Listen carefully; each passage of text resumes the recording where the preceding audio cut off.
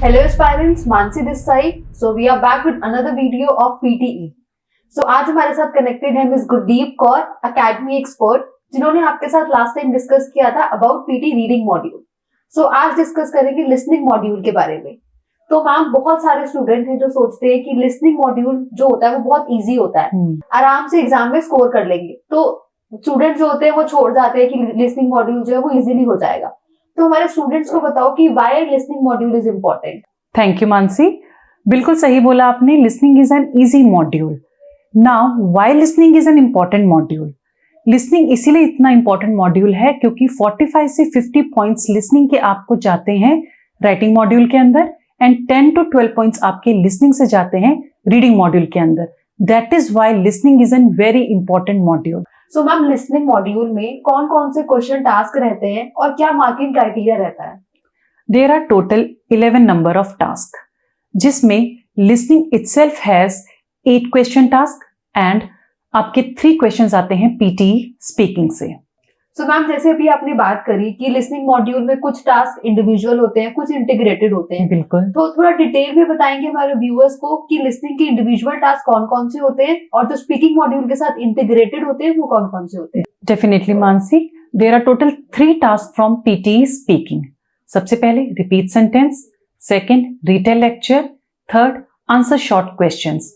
और ये तीनों क्वेश्चन टोटल्स आपको 45 पॉइंट्स देते हैं हमारे लिसनिंग मॉड्यूल के अंदर. और 8 टास्क हैं हमारे लिसनिंग मॉड्यूल से.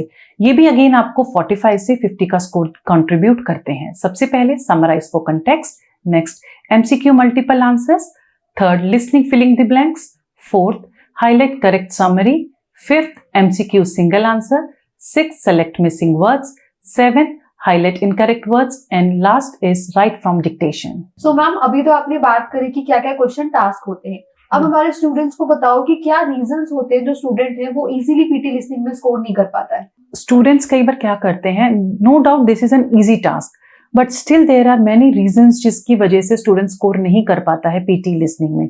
तो आज मैं आपको टोटल 5 रीजंस बताऊंगी जिसकी वजह से स्टूडेंट स्कोर नहीं कर पाता है.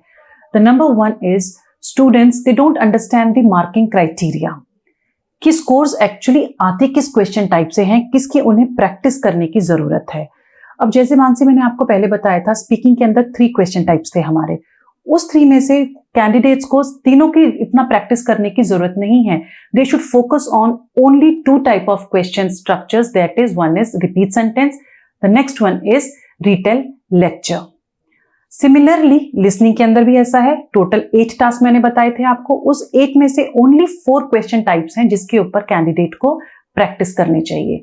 सबसे पहला है आपका summarise spoken text, next is listening filling the blanks, then highlight incorrect words and the most important is write from dictation. The second reason why students are not getting their desired band score is they do not focus on spellings. Spellings बहुत major role play करती है आपके listening के module के अंदर. अब specifically question types जैसे हमारे summarise spoken text, listening filling the blanks and write from dictation, ये 3 टाइप क्वेश्चन टाइप के अंदर लिसनिंग का बहुत ही मेजर रोल होता है. तो हम वेस्टर्न ओवरसीज में स्टूडेंट्स को स्पेलिंग्स के ऊपर बहुत प्रैक्टिस करवाते हैं इन क्वेश्चन टाइप्स के ऊपर. Third is not following the template properly. अब होता क्या है, हम कैंडिडेट को टेम्पलेट दे देते हैं, बट कैंडिडेट को यही नहीं पता है कि उस टेम्पलेट का यूज कैसे करना है. Giving template is very easy, but usage of that particular template with the correct keywords and और आप कह सकते हैं करेक्ट फ्रेजेस को यूज करना इज वेरी इंपॉर्टेंट. बिकॉज जो भी आप सेंटेंस बनाते हो वो सेंटेंसेस को सेंस में बनाना चाहिए. मोर ओवर इंपॉर्टेंट है कि आपने जो वर्ड्स लिखे हैं वो होने चाहिए आपके 60 to 65 वर्ड्स के अंदर. The fourth reason is not focusing on content.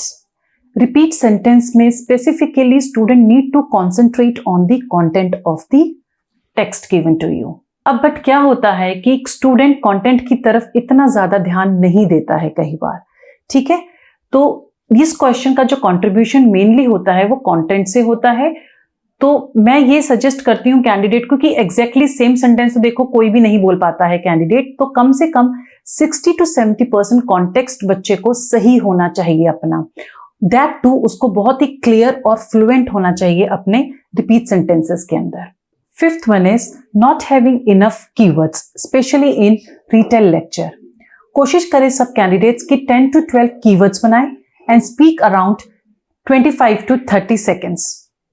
Ma'am मैंने देखे वेस्टर्न ओवरसीज में पीटी के बहुत ज्यादा स्कोर्स आते हैं, तो बिल्कुल। आप अपने स्टूडेंट को ऐसा क्या प्लान देते हो डेली के लिए प्रैक्टिस करने के लिए लिसनिंग मॉड्यूल में कि बच्चे का इजीली स्कोर आ जाए? मानसी, हम वेस्टर्न ओवरसीज में बच्चे को लिसनिंग के लिए या सब मॉड्यूल्स के लिए आप कहेंगे कि एक एवरीडे प्रैक्टिस प्लान देते हैं और वही हम लोग अपने क्लासेस के अंदर टाइम टेबल को फॉलो करते हैं। हम कैंडिडेट को कहते हैं 25 से 30 राइट फ्रॉम डिक्टेशन करें, 30 repeat sentences, 3 to 5 retail lecture, 10 listening filling the blanks, 2 summarize spoken text and 5 to 6 highlight incorrect words. Thank you so much ma'am Welcome. हमारे स्टूडेंट्स को लिसनिंग मॉड्यूल की इंपॉर्टेंस बताने के लिए। So for more tips and strategies just join western overseas.